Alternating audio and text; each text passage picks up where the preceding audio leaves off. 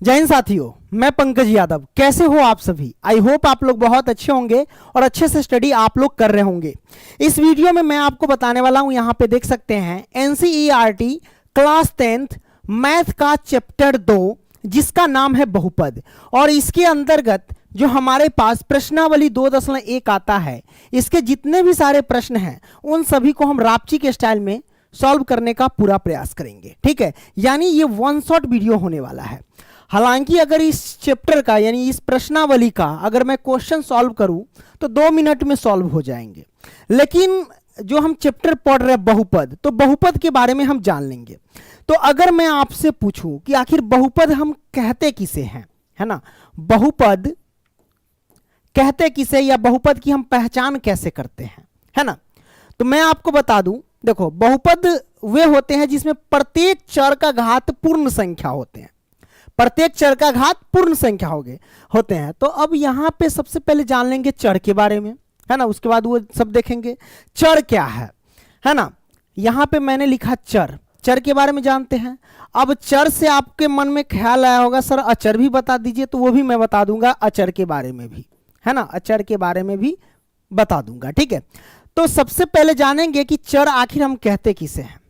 चर हम उसे कहते हैं जिसका मान बदल जाए, जिसका मान बदल जाए। जैसे कि हमने ले लिया x, y और z, इसमें क्या होगा, इसका मान बदलता रहता है। अलग अलग हम बहुपद लेंगे तो उसमें जब हम सॉल्व करेंगे तो आंसर जो आएगा ना अलग अलग आ जाएंगे। जैसे कभी x का मान 5 आ जाएगा, कभी x का मान 6 आ जाएगा, कभी x का मान 7 आ जाएगा।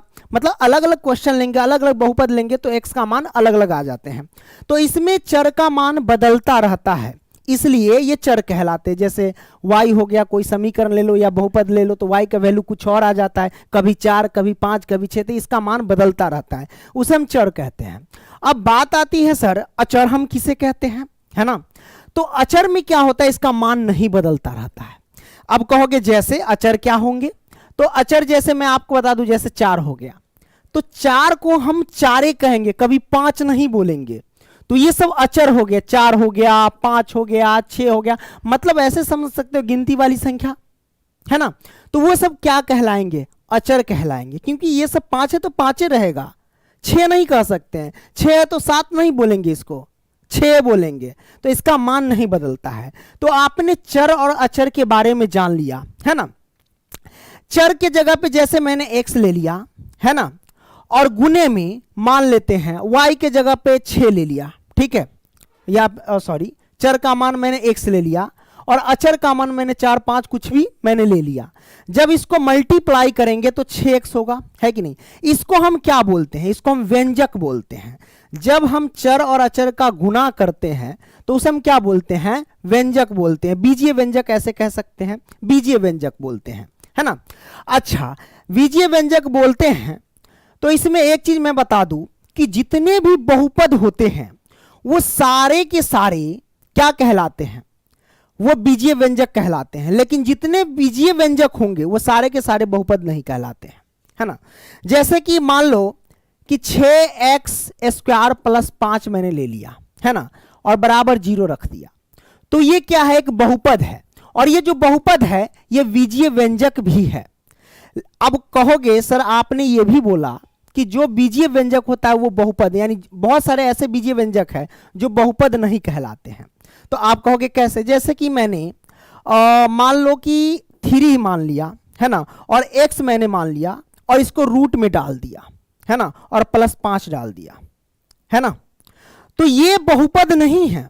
अब कहोगे कैसे, बहुपद की पहचान जब करेंगे उसमें हम बता देंगे, ठीक है। हालांकि बहुपद की पहचान कैसे होती है वो हमें पहले बताना चाहिए, लेकिन चर और अचर की बात आ गई थी कि प्रत्येक चर का घात पूर्ण संख्या होना चाहिए, तो इसमें सब यही लाइन आ गया तो पहले यही बता देते हैं। तो ये बहुपद नहीं है, ये बहुपद नहीं है। क्यों, क्योंकि हमने बोला कि प्रत्येक चर का घात पूर्ण संख्या होना चाहिए। तो इसको अगर √3 को x को ऐसे लिखेंगे, दोनों रूट के अंदर है, तो मान लो कि √3 है और गुने में x को भी तो रूट के अंदर लिख सकते हैं, दोनों है, ऐसे मैंने गुने में लिख दिया +5। अब देखो जैसे √3 है और ये x है, तो x रूट का मतलब क्या होता है, रूट की वैल्यू होती है 1/2। तो 1/2 रूट हटाएंगे तो इसके पावर में आ जाएगा 1/2 और प्लस में 5 है तो 5, इसलिए ये बहुपद नहीं है। आप कहोगे कैसे, तो मैंने क्या बोला कि प्रत्येक चर का घात पूर्ण संख्या होना चाहिए। अब पूर्ण संख्या क्या होता है भाई, 0 से स्टार्ट होने, 0 हो गया, 1 हो गया, 2 हो गया, 3 हो गया, 4 हो गया, डॉट डॉट, ये सब पूर्ण संख्या होता है। तो मैंने बोला प्रत्येक चर का घात पूर्ण संख्या। अब देखिए चर यहाँ पे x है और x का घात 1/2 है। अब बताइए 1/2 क्या पूर्ण संख्या में आता है? नहीं ना आता है। तो इसमें चर का घात तो पूर्ण संख्या नहीं हुआ, इसलिए ये बहुपद नहीं है, है ना। अब डिटेल से समझते हैं कि भाई बहुपद का पहचान हम कैसे करते हैं। मैंने लिखा कि बहुपद को कैसे पहचाने, उसी में पता चल जाएगा कि बहुपद के कौन है कौन नहीं है, वो पता चल जाएगा आपको, है ना। तो बहुपद को पहचाने कैसे, है ना, को पहचाने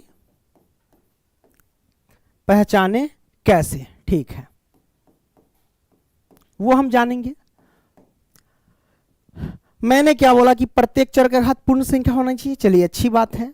अब यहां पे हम क्वेश्चन देते हैं। मान लो कि x² प्लस के 5x और प्लस में 6, है ना, ये हमारे पास बहुपद है, ठीक है या नहीं। हम पहले क्वेश्चन लिखते हैं। अब यहां पे मान लो कि x² लिख दिया प्लस में 3x और इसका रूट अंडर डाल दिया। अब प्लस में 6 डाल दिया, 3 डाल दिया, कुछ भी डाल दिया मैंने, ठीक है। अब यहाँ पे तीसरा क्वेश्चन लेते हैं। मान लो कि x² ले लिया प्लस में √3 तब x, अब प्लस में हमने 3 डाल दिया, कुछ भी डाल दिया। अब इन तीनों में बताइए कि कौन कौन बहुपद है कौन बहुपद नहीं है। हमने क्या बोला, प्रत्येक चर का घात पूर्ण संख्या होना चाहिए, जो भी चर होंगे, है ना। तो जैसे कि ये x के पद में है, ये सब x के पद में है, तो प्रत्येक चर का घात पूर्ण संख्या होना चाहिए। जैसे पूर्ण संख्या 0, 1, पूर्ण संख्या किसे कहते हैं, जितने भी प्राकृत संख्या है उसमें 0 को शामिल कर दो, प्राप्त संख्या पूर्ण संख्या कहलाती है। तो 0 से स्टार्ट होती है, 0, 1, 2, 3, 4 डॉट डॉट डॉट, ये सारे के सारे पूर्ण संख्या है। आगे भी जाएंगे, 5, 6, 7, 8, 9 डॉट डॉट लगा दिए, इसका मतलब आगे जाएंगे, अनंत तक जाएंगे वो, ठीक है। तो प्रत्येक चर का घात पूर्ण संख्या होना चाहिए, मैंने बोला। अब बताइए चर, जहां जहां चर है उसको देखो पहले, यहां चर है, यहां चर है, तो प्रत्येक चर का घात पूर्ण संख्या। तो यहां देखो पावर में 2 है और 2 क्या है, पूर्ण संख्या है, यहां पे शामिल है ना। x है, ये भी चर है ना। हमने बोला प्रत्येक चर का जितने भी चर हो सब में देखना है। इसके पावर 1 छिपा रहता है कि नहीं, भूत प्रेत की तरह छिपा ही रहता है। तो देखियो 1 पावर लटका हुआ है, तो 1 भी क्या है, पूर्ण संख्या है। तो प्रत्येक चर का घात पूर्ण संख्या हुआ है, इसलिए ये बहुपद है। अब इसको देखो जरा, इसको, ये हमारे पास है x² और प्लस में √3x है, मतलब रूट के अंदर 3x भी है। तो यहां पे देखो इसको क्या लिख सकते हैं, 3 को रूट में रख करके गुने में x को भी रूट में रख सकते हैं, अलग अलग कर दिए, कोई दिक्कत, गुना करेंगे तो वही बात है, सब अंदर में, है ना। अब प्लस के 3 है तो 3। अब जब इसको हम सॉल्व करेंगे सर, ये x² और प्लस में √3 है तो √3, x है तो हम x लिखेंगे और रूट हटाएंगे तो रूट का मतलब होता है 1/2। तो रूट हटाएंगे तो इसके पावर में 1/2 रख देंगे और प्लस में 3। अब देखो यहां x है सर, यहां पे क्या है, x है और x के पावर में क्या है, 2 है। तो 2 क्या है, पूर्ण संख्या है, इसमें है। तो यहां पे चर का घात पूर्ण संख्या मिला, लेकिन यहां x का घात क्या, 1/2 है। और 1/2 क्या है, पूर्ण संख्या तो नहीं है, इसमें है 1/2 कहीं। 1/2, 1 को अगर 2 से भाग दोगे तो क्या 0.5 आएंगे, है ना, वो पूर्ण संख्या नहीं होते हैं। तो मैंने बोला प्रत्येक चर का घात पूर्ण संख्या होना चाहिए, लेकिन यहां पे तो है पूर्ण संख्या, लेकिन इस चर का है ही नहीं। तो हम डायरेक्ट कहेंगे रे भैया ये बहुपद नहीं है, ये बहुपद नहीं है। तीसरा पॉइंट देखिए, x² और √3, x देखो x रूट में नहीं, यहां बाहर है। तो यहां देखो चर का घात पूर्ण संख्या, यहां x के पावर 1 छिपा रहता है। तो ये भी 2 पूर्ण संख्या, 1 भी पूर्ण संख्या, तो प्रत्येक चर का घात पूर्ण संख्या हुआ, इसलिए ये भैया बहुपद हो गया। तो आपने बहुपद पहचाना बेहतरीन तरीके से सीख लिया, क्लियर। अब हम जानेंगे एक पदी बहुपद, द्विपदी बहुपद, त्रिपदी बहुपद, रैखिक बहुपद, द्विघात बहुपद, त्रिघात बहुपद हम किसे कहते हैं, है ना। चलो मान लो यहां पे मैंने 2x लिख दिया, ठीक है। अब यहां पे 2x² प्लस में 5x लिख दिया, है ना, या फिर मैं यहां पे सिर्फ 5 रख देता हूं, ठीक है, 5 रख दिया। अब यहां पे मैं क्या करता हूं, 6x², x में अब मन होगा वाइयों में ले सकते हैं, कोई दिक्कत नहीं है। ये y लेंगे तो y के पद में होंगे, ये x है तो x के पद में है ना। 6y स्क्वायर प्लस में 5y है ना, और प्लस में मान लो कि 3 मैंने ले लिया, कोई दिक्कत नहीं दिक्कत। अब इसमें हम देखेंगे, या फिर पावर 3 रख देते हैं, y स्क्वायर भी रख सकते, कोई दिक्कत नहीं है। मैंने सहूलियत के लिए मैंने आपको समझाना है कि रैखिक बहुपद क्या होता है, द्विघात बहुपद क्या होता है, त्रिघात बहुपद क्या होता है, इसलिए मैंने 3 ले लिया पावर, ठीक है। अब यहां पे देखिए सर जी, ये हमारे पास कितने पद में बहुपद है, तो आप कहेंगे सर एक पदी बहुपद है, एक पदी बहुपद है। क्यों? क्योंकि यहां एक पद है। अब आप कहेंगे कोनो बकलोलवा लड़का सब होगा, वो कहेगा सर यहाँ पे 2 पद है, 2 है और 1 से तो 2 पद है, मारेंगे कान के नीचे भन से कि बहिरे हो जाएगा, गधा कहीं के, कैसे होगा 2 पद? मैं आपको बताता हूं।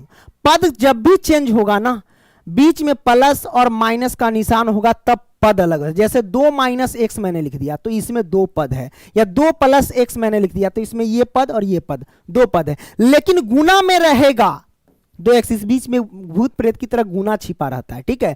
तो ये गुना के रूप में इसको एक ही पद बोले जाएंगे, ठीक है। पद का विभाजन कब होता है? प्लस या माइनस का चिन्ह उसमें लगा दिया जाता है तो पद बट जाता है, ठीक है। लेकिन ये गुना के रूप में है इस बीच में, इसलिए ये एक पद ही बोले जाएंगे। लेकिन बीच में अगर प्लस डाल देंगे तो 2 पद में अलग हो जाएंगे, ठीक है। तो ये एक पदी बहुपद है। अब ये देखो ये कितने पद में, तो ये पूरा के पूरा एक पद और ये एक पद, द्विपदी बहुपद है। तो हम यहां पे लिख देंगे क्या, ये द्विपदी बहुपद है। क्लियर? तो ये आपने समझ लिया। अब ये कितने पद में है, तो यहां पे देखो 3 पद में है, 1 पद 2 पद 3 पद, ये त्रिपदी बहुपद है सर, त्रिपदी बहुपद है, ठीक है। तो ये आपने बेहतरीन तरीके से समझ लिया।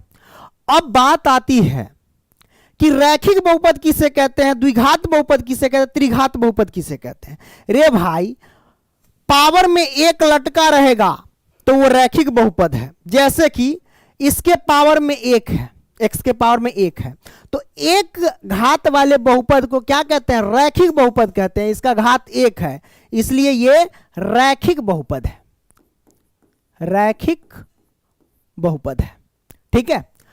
अब ये देखिए पावर में 2 लटका हुआ है, तो ये कौन सा बहुपद है, तो द्विघात बहुपद है सर, द्विघात बहुपद है।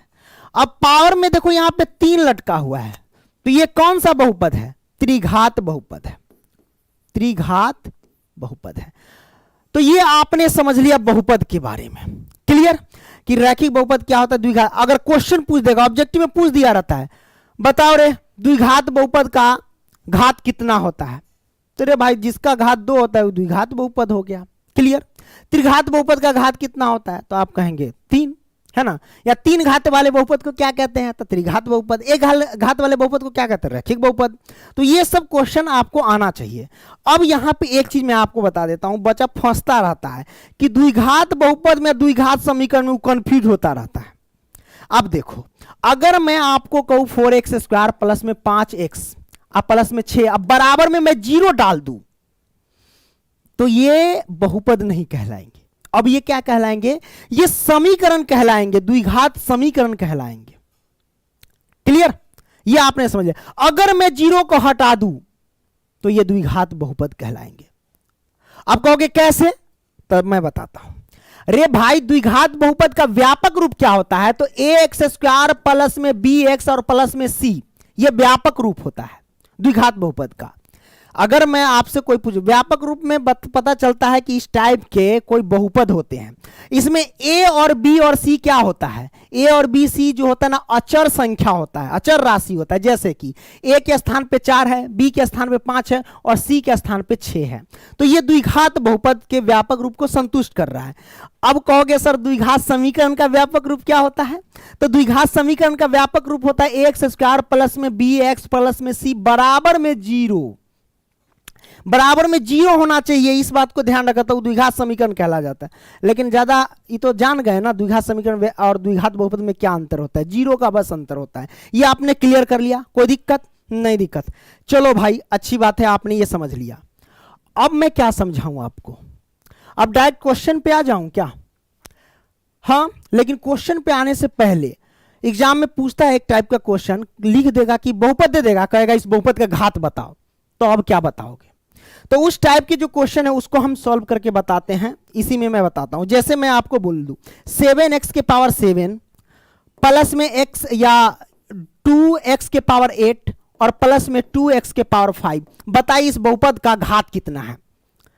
अब कोई बकलोलवा बच्चा रहेगा, वो कहेगा अच्छा घात पूछ रहा है, अभी बताते हैं। 8 7 15, अब 15 5 20, 20 हो गया घात। बहुत मार मारेंगे तोरा। देखो जब भी ऐसा पूछे कि इस बहुपद का घात कितना है, तो देखना कि सबसे बड़ा संख्या कौन है घात के रूप में। तो सबसे बड़ी संख्या घात के रूप में यहां 8 है, इस बहुपद का घात हो जाएगा 8। क्लियर, ये आपने समझ लिया है ना। जैसे मैं आपसे कहूं कि 7x² प्लस में 5x, इस बहुपद का घात कितना है। आप कहेंगे सर इसमें 2 सबसे बड़ी, क्योंकि इसमें तो एक छिपा है, इसमें बड़ी संख्या देखना है। घात के रूप में बड़ी संख्या जो होता है वही घात होता है उस बहुपद का। इस बहुपद का घात 2 है तो एक भी, लेकिन हम काहे नहीं एक पढ़ेंगे, है ना। इसको एक नहीं पढ़ा जाता है, यानी इसका नियम है कि जो बड़ी संख्या घात के रूप में रहेगा वही उस बहुपद का घात कहलाता है। तो ये आपने क्लियर कर लिया। कोई दिक्कत, हवट, खुजली, परेशानी नहीं ना। अगर हो गया तो जाके डॉक्टर से दवाई ले लो, ठीक है, ठीक हो जाएगा। अब आते हैं क्वेश्चन के रूप में, क्वेश्चन को सॉल्व करेंगे। ये 2.1 जो है इसके प्रश्न को हम सॉल्व करेंगे। अच्छा, ओहो, मेन हेडिंग लाइन जो है वो हमने लगता है सेट नहीं किया है। कोई दिक्कत नहीं, शायद इसके थंबनेल में हमने लिखा था। थंबनेल में देख लेते, पढ़ रहे, हाँ यहाँ पे लिखा हुआ है, ठीक है।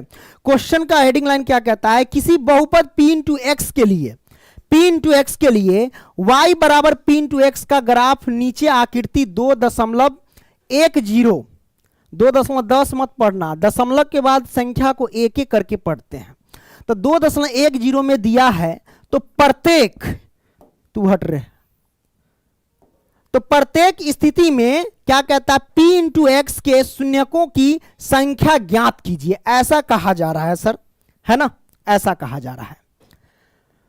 तो यहां पे प्रत्येक स्थिति में p इंटू एक्स के शून्यकों की संख्या ज्ञात करनी है। तो हम क्या करते, डायरेक्ट क्वेश्चन पे आते हैं सर, और इसको हम सॉल्व करते हैं।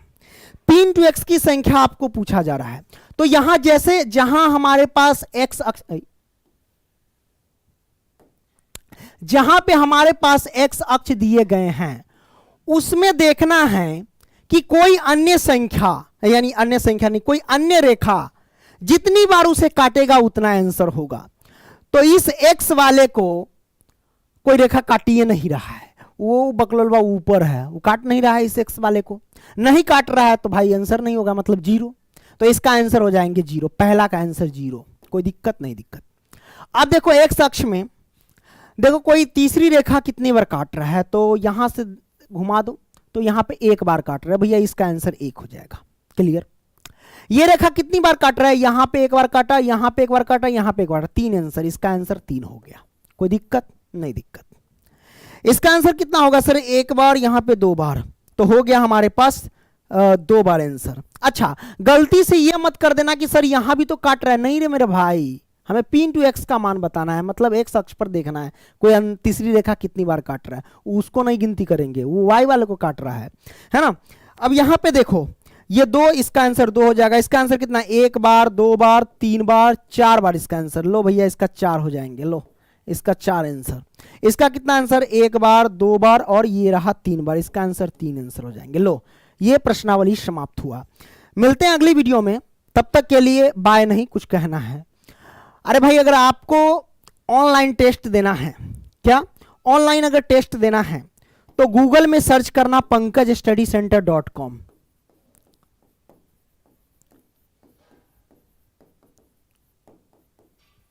pankajstudycenter.com आपको गूगल में सर्च करना, वहां प्रत्येक सब्जेक्ट का ऑनलाइन टेस्ट दे सकते हैं, ठीक है। तो जरूर जाइए वेबसाइट पे और ऑनलाइन टेस्ट दीजिए। ऑनलाइन टेस्ट से पता चलेगा कि अभी हम कितना पानी में हैं, कितना तैयार है, पता चल जाएगा, ठीक है। तो मिलते हैं अगली वीडियो में, तब तक के लिए बाय, लव यू।